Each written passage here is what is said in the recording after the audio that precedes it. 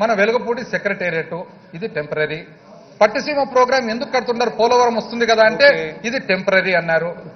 Assembly building అధ్యక్ష temporary, last Purushottapatnam అధ్యక్ష temporary అధ్యక్ష, లాస్ట్ ఒక్కటి అధ్యక్ష.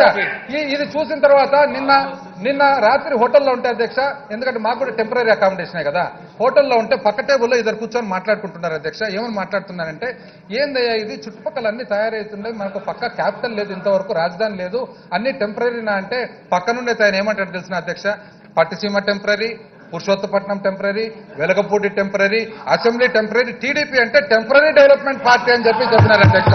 సోదరు రాజేంద్రనాథ్ రెడ్డి గారు ఎక్కడో హోటల్లో ఉన్నారంట, ఎవరో వచ్చారంట, ఆయన మిత్రుడు, ఆయన కాఫీ తాగుతూ మరి టెంపరీ అసెంబ్లీ, టెంపరీ సెక్రటరియట్, ఇంకా అన్ని టెంపరీ అంటున్నారు. నాకు కూడా ఓ మిత్రుడు కలిశాడు అధ్యక్ష. ఆయన సెల్ ఫోన్లో ఆయన బాధ చెప్పుకుందామని కాంగ్రెస్ పార్టీకి ఫోన్ చేశాడంట అధ్యక్ష. కాంగ్రెస్ పార్టీకి ఫోన్ చేస్తే నాట్ రీచబుల్ అని వచ్చిందంట అధ్యక్ష. అంటే ఎట్లా మనం ఓట్లు వేయలేదు, వాళ్ళు ఎవరు సభ్యులు లేరు కాబట్టి మన రీచ్లో వీళ్ళు లేరులే అని మానేసి మళ్ళీ జగన్మోహన్ రెడ్డి గారికి ఫోన్ చేశాడంట, వైఎస్ఆర్సీపీకి. జగన్మోహన్ రెడ్డికి ఫోన్ చేస్తే, మీరు ప్రయత్నిస్తున్న వినియోగదారుడు మా నెట్వర్క్ పరిధిలో లేడు అని వచ్చిందంట అధ్యక్ష. అంటే జగన్మోహన్ రెడ్డి గారు ఉంటే లోటస్ పాండ్లో ఉంటాడు, లేకపోతే బెంగళూరు బిల్డింగ్లో ఉంటాడు తప్ప ఆంధ్రప్రదేశ్ రాష్ట్రంలో ఎప్పుడన్నా ఉంటాడు అధ్యక్ష?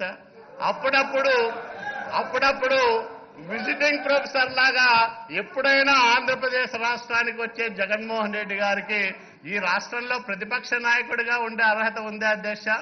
అదే తెలుగుదేశం పార్టీ చంద్రబాబు నాయుడు గారికి ఫోన్ చేస్తే, మీకు ఏ సమాచారం కావాలన్నా మేము సీఎం 4 లో ఇస్తాం, మీకు ఏం సమాచారం కావాలన్నా ఎప్పుడు ఏం అడగదా చెప్పడానికి ప్రభుత్వం దగ్గర సమాచారం ఉంది, వ్యవస్థ ఉంది. మరి మీకెక్కడ, మీకు ఏం అర్హత ఉంది ఆంధ్రప్రదేశ్ ప్రజల సమస్యలు మాట్లాడడానికి? ఆంధ్రప్రదేశ్ రాష్ట్రంలో నివాసం ఉండని వాళ్ళు, ఆంధ్రప్రదేశ్ రాజధానిలో మరి కనీసం వారానికి ఒకరోజు కూడా ఉండని వాళ్ళు ఈ రాష్ట్ర ప్రజల సమస్యలను చర్చించే హక్కు, అధికారము మరి ప్రతిపక్ష నాయకుడికి గారు కానీ లేకపోతే ఆ పార్టీ సభ్యులకు కానీ ఎక్కడ ఉందని నేను అడుగుతా ఉన్నాను అధ్యక్ష. చంద్రబాబు నాయుడు గారి కన్ను ఇలా పెద్దవి చేసి నిజంగా ఆయన మాట్లాడిన తీరు చూస్తే నిజంగా మా అందరికి కూడా కాస్త భయం వేసింది అధ్యక్ష.